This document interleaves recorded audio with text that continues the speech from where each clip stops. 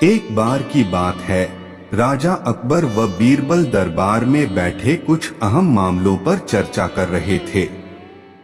तभी बीरबल ने अकबर से कहा, मुझे लगता है कि ज्यादातर पुरुष जोरू के गुलाम होते हैं और अपनी पत्नियों से डर कर रहते हैं। बीरबल की यह बात राजा को बिल्कुल भी पसंद न आई।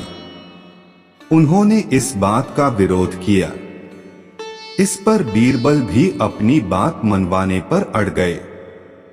उन्होंने राजा से कहा कि वे अपनी बात को सिद्ध कर सकते हैं, मगर इसके लिए राजा को प्रजा के बीच एक आदेश जारी करवाना होगा।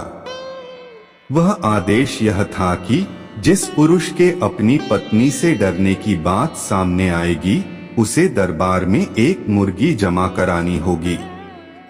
राजा बीरबल की इस बात पर तैयार हो गए।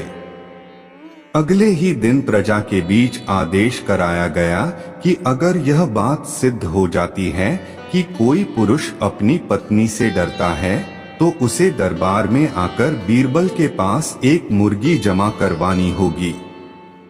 फिर क्या था, देखते ही देखते बीरबल के पास ढेरों मुर्गियां इकट्ठा हो गईं और सैकड़ों मुर्गियां महल के बगीचे में घूमने लगीं।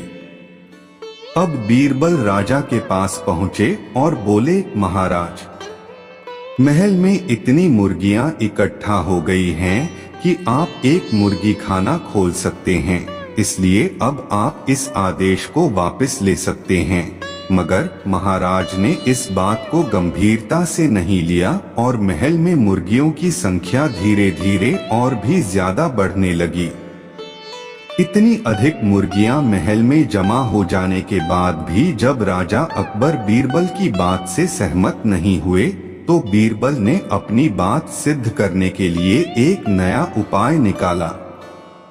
एक दिन बीरबल राजा के पास गए और बोले, महाराज, मैंने सुना है कि पड़ोस के राज्य में एक बहुत ही खूबसूरत राजकुमारी रहती है।